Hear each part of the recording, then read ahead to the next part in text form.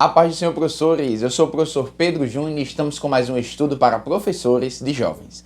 Hoje estudaremos a lição de número 6, que tem por título Fé para crer na natureza humana e divina de Jesus. O texto principal está escrito em João, capítulo 1, versículo 1, que nos diz: No princípio era o Verbo, e o Verbo estava com Deus, e o Verbo era Deus. O resumo da lição diz o seguinte: cremos na natureza humana e divina de Jesus e na sua obra salvífica para a humanidade. Ao lado nós temos a leitura semanal, é importante que você faça ela junto aos seus alunos. São 3 os nossos objetivos, querido professor. Primeiro, explicar a singularidade de Jesus, destacar as evidências de que Jesus possuía atributos divinos e saber que Jesus esvaziou-se de si mesmo. O texto bíblico, que é a base para essa lição, está escrito em 2 porções bíblicas.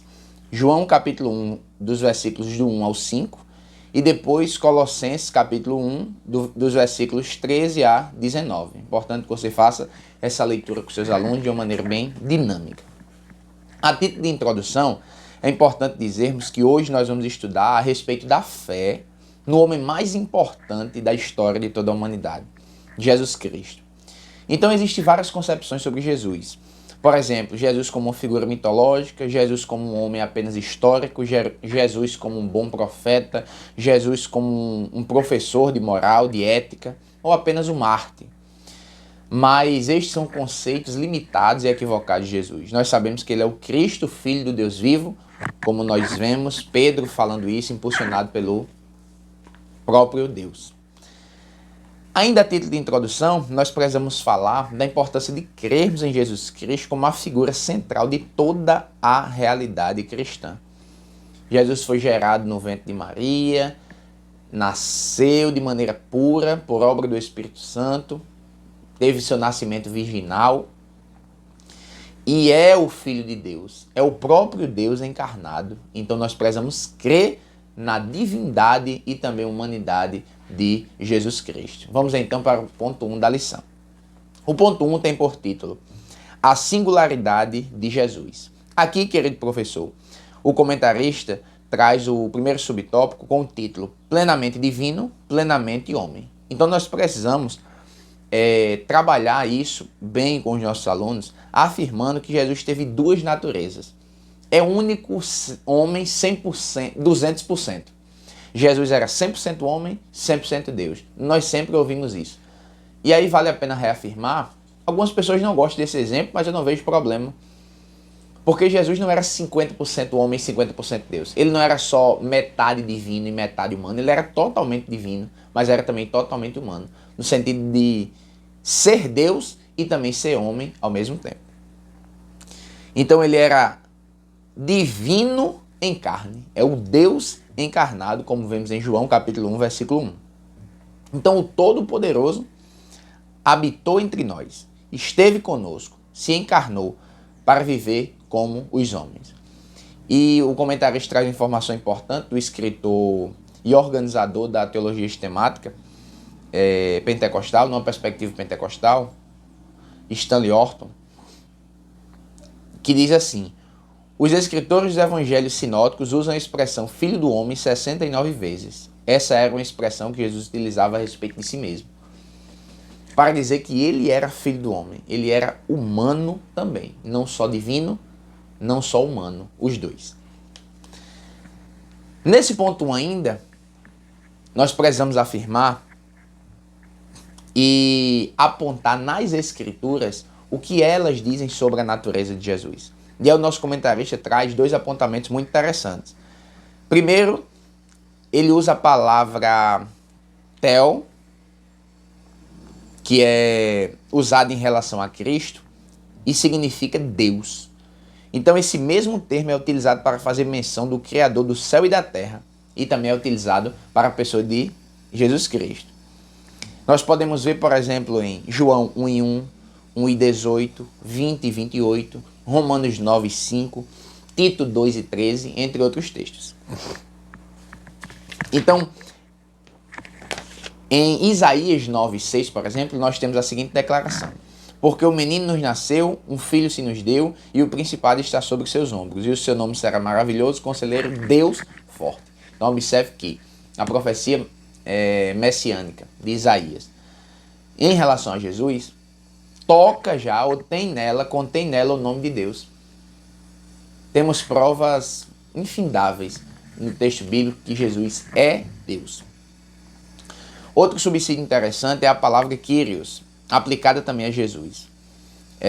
Vemos que algumas vezes no Novo Testamento, o comentarista diz que a palavra Kyrios, que quer dizer Senhor, é usada como uma referência a um superior comum. Todavia, a mesma palavra é usada na Septuaginta, ou seja, a tradução grega do Antigo Testamento, como uma tradução da palavra Yahvé, ou ainda o Senhor, referindo-se a Deus. Então, mais uma vez, nós temos uma palavra empregada para se referir a Jesus, que ao mesmo tempo traduz o nome de Deus. Para complementar os subsídios desse ponto 1, você vai se deter na divindade e na humanidade de Jesus e essa singularidade dele. Porque só Jesus foi esse homem 200%, sendo 100% homem, 100% Deus. O Deus que se fez carne, só Jesus, e por isso ele é singular, ele é único e suficiente para as nossas vidas. E isso faz com que o cristianismo seja um segmento religioso totalmente diferenciado. Porque a figura de Jesus, nós não adoramos ou cremos em homens naturais. Nós cremos em Jesus, homem, porque ele é Deus. Então é diferenciada essa compreensão no cristianismo. Nós precisamos explicar isso aos nossos alunos. Nós não cremos em um mero profeta, não. Nós cremos no Deus que se encarnou para salvar a humanidade. Glória a Jesus. Para complemento, nós temos a nossa declaração de fé nas páginas 43 e 51, nos trazendo subsídios bem interessantes. Na página 43, por exemplo, a nossa declaração de fé fala sobre o Filho de Deus, dizendo que o Senhor Jesus Cristo é desde a eternidade o único Filho de Deus e possui a mesma natureza do Pai, como afirmam os credos, consubstancial com o Pai. Isso significa da mesma substância que o Pai. Isso qualifica a unidade de essência do Pai e do Filho. E Jesus mesmo disse, eu e o Pai somos um, em João 10:30, glória a Jesus. Então nós acreditamos em sua concepção sem pecado no ventre da Virgem Maria. Acreditamos e negamos, melhor dizendo, que tenha sido criado ou passado a existir somente depois que foi gerado por obra do Espírito Santo. Não, de eternidade a eternidade, ele é Deus. Ele mesmo declarou, antes que Abraão existisse, eu sou, glória a Jesus. Em João 8:58. Na página 53 ainda, nós temos outro subsídio bastante interessante. Só conferir. Página 51. Página 51. A declaração nos diz, a humanidade de Cristo está unida à sua divindade, pois ele possui duas naturezas, e essa união mantém intactas as propriedades de cada natureza, o que está claramente expresso no seu nome, Emmanuel. A encarnação do Senhor Jesus fez-se necessária para satisfazer a justiça de Deus. O pecado entrou no mundo por um homem, Adão, assim tinha de ser vencido por um homem, Jesus. Em sua natureza humana, Jesus participou da nossa fraqueza física e emocional, mas não de nossa fraqueza moral e espiritual. Glória a Deus. Vamos para o próximo ponto da lição.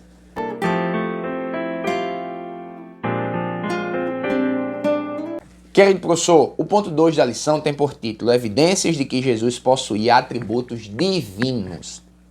Então ele é 100% homem, 100% Deus. O comentarista lista aqui 3 atributos iniciais: onipotência, eternidade e onisciência, sendo estes atributos incomunicáveis. O amor, por exemplo, é um atributo comunicável. O homem tem uma parcela de amor, mas o homem não é onipotente, nem eterno, nem onisciente. Caracteriza-se como eterno algo que não tem início e nem fim. Nós, homens, somos ou seremos. Nossa alma é imortal. Por quê? Deus a criou, mas ela não tem fim. nós teremos uma vida que nunca vai se findar. Um estado final da alma onde moraremos ou estaremos para sempre. No céu de glória ou na condenação eterna. Então somos imortais nessa perspectiva, mas não eternos. Agora, Deus é o único ser eterno, porque ele nem tem início, nem tem fim. Glória a Jesus. Então, a onipotência de Jesus é revelada, por exemplo, quando ele acalma a tempestade com apenas uma ordem: vento e mar. Aquieta-te e cala-te. Mateus 8, 26 e 27. Nós vemos a onipotência dele, ou seja, o poderio, ter todo o poder e onipotência, quando ele multiplica 5 pães e 2 peixes para alimentar uma multidão, por exemplo. Nós vemos a eternidade de Deus quando ele diz: antes que Abraão existisse, eu sou, em João 8,58. Ele diz: eu sou alfa e o ômega, Apocalipse 22 e 13. E a onisciência, o atributo de conhecer e saber de todas as coisas. Nada está oculto ao seu conhecimento. Ele sonda o pensamento. Ele compreende o que está dentro do homem sem que ele expresse. Como nós vemos em Marcos 2 e 8, João 6, 64, por exemplo. Lembrem quando Natanael chega perto de Jesus e ele diz: eu te vi debaixo da figueira. Muitas especulações sobre o que é, tem muitas possibilidades de interpretação, mas eu quero que você fique, professor, só com essa onisciência de Jesus. Nesse ponto 2 ainda, é importante destacarmos a soberania de Jesus, como o comentarista traz, quando ele diz em Marcos 2, do 5 ao 7, que tinha poder para perdoar pecados. O outro exemplo de soberania, ser soberano, é revelado quando o próprio Jesus, nos seus sermões, ele vai atestar: eu, porém, vos digo. Ouviste o que foi dito? Sermão do Monte, por exemplo. Ouviste o que foi dito? Pronto. Eu, porém, vos digo, porque ele é soberano. Ele tem essa autoridade. Nem os profetas diziam isso. Os profetas diziam: assim diz o Senhor. Mas Jesus não, porque ele é Deus. Glória a Deus. Então, tudo isso corrobora e é prova e argumento para mostrar a divindade de Jesus. E ele é digno de adoração. Nem anjos recebem adoração. Nem homens devem receber adoração. Mas Deus o exaltou soberanamente. Filipenses 2 e 9. Ele é digno de adoração. E esta verdade também está escrito em Hebreus capítulo 1, versículo 6. Quando diz: e todos os anjos de Deus o adorem. Então, Jesus é digno de toda adoração, porque ele é Deus. O Evangelho de João, dentre outros objetivos, foi escrito com um de escrever para provar a divindade de Cristo. Nós temos pelo menos 7 sinais em João para provar a divindade de Cristo. Bodas de Caná, quando ele transforma a água em vinho, a cura do filho de um oficial, a cura de um paralítico, a multiplicação de pães e peixes, Jesus andando sobre o mar, curando um cego de nascença e ressuscitando a Lázaro. João escreve tudo isso para mostrar que Jesus é o Cristo, o Filho de Deus. Na nossa declaração de fé, página 51, querido professor, nós encontramos também outras características de Jesus, outros atributos de Jesus que nos fazem perceber a sua divindade. É importante que você apresente aos seus alunos, como, por exemplo, a onipresença. Em Mateus 18 e 20, ele diz: onde tiver 2 ou 3 reunidos em meu nome, eu estarei no meio. Glória a Deus. Vamos então para o terceiro ponto da lição.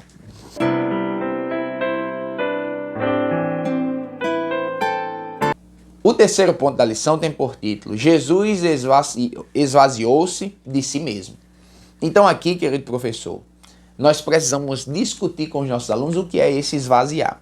Para isso, e aí esse esvaziou-se está baseado em Filipenses capítulo 2, sobretudo versículos 5 e 6. Esse esvaziar aqui vem de uma palavra grega que significa vazio, vão, Então quer dizer de verdade ou literalmente que ele esvaziou-se. Ao se tornar homem, Jesus renunciou suas prerrogativas como Deus, sua glória celestial, não deixando, porém, de ser Deus. João 14, 4 e 5, nós vemos isso. E é aí que nós precisamos ter muito cuidado. Quando formos explicar que Jesus esvaziou-se a si mesmo, nós precisamos ter cuidado e avaliar a compreensão dos alunos sobre esse tema. Porque às vezes o aluno pode sair da EBD dizendo, realmente, Jesus abriu mão de tudo e veio aqui como um homem, só como um homem. Olha, aí já é um erro gravíssimo. Ou ele veio como Deus, mas assim, ele não tinha nenhum poder de Deus, não. Tá errado também. O comentarista diz que após um exame mais detalhado no texto, nós observamos que o esvaziar não é de esvaziar-se de algum poder ou esvaziar-se de atributos divinos. Antes, esse esvaziamento quer dizer que ele se fez servo. Ele passou a viver como um homem. Encontrado em forma humana, humilhou-se a si mesmo e foi obediente até a morte e morte de cruz. Filipenses 2 e 8. No próprio contexto já anuncia, o esvaziamento inclui a posição, não os atributos essenciais ou a natureza. Então, esvaziou-se de si mesmo ele está no seu trono, no seu poderio como Deus. Ele se esvazia deste lugar, desta glória, deste ambiente, desta posição e se humilha até o mais humilde servo, lavando os pés dos discípulos, morrendo em morte de cruz. Uma morte mais indesejada daquele período. Então, muito cuidado, professor, e deixe isso bem claro para os seus alunos. Jesus se esvaziou, perspectiva posicional e não de atributos, essência, natureza e algo semelhante. Por fim, reafirme que o alicerce da fé cristã é Jesus. E para esse sincretismo, pluralismo religioso, a singularidade de Jesus terá que ser questionada. Então, quando nós mantemos a singularidade de Jesus, defendemos, não permitimos com que ela seja relativizada, não abrimos espaço para o pluralismo. Não podemos ter sincretismo nem pluralismo religioso, porque há só um mediador entre Deus e os homens. Há só um que merece adoração. Há só um caminho. E Jesus disse, eu sou o caminho, a verdade e a vida. E ninguém vem ao Pai a não ser por mim. Deus abençoe. Agora vamos para o nosso momento EBD.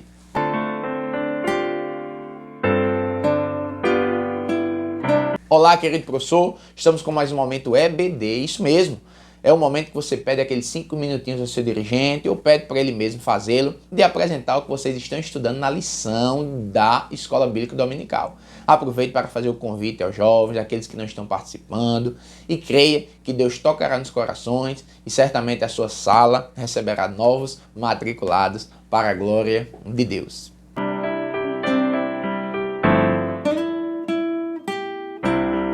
Olá, querido professor, estamos com mais um momento de subsídios e dicas pedagógicas para que você enriqueça cada vez mais as suas aulas. A primeira dica pedagógica é trazida na lição.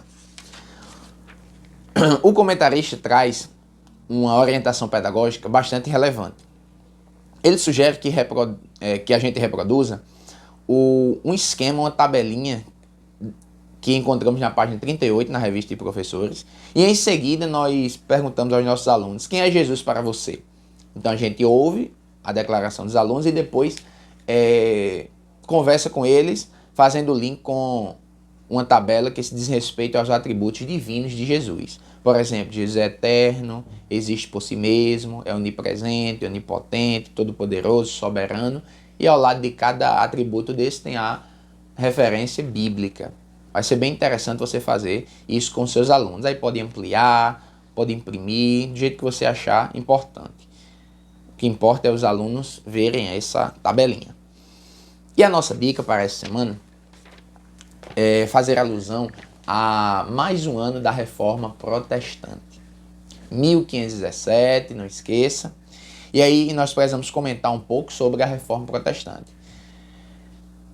Dentre outros nomes de homens, que protestaram contra as compreensões teológicas da Igreja Católica. Destacou-se Martinho Lutero, um frei agostiniano que teve a coragem de pregar 95 teses, como nós já conhecemos, na porta daquela imensa catedral. E aí, você pode fazer uma breve pesquisa ou pedir, de repente, durante a semana, que algum aluno traga uma explicação rápida sobre a Reforma Protestante. E não lembre, professor, de destacar as 5 solas.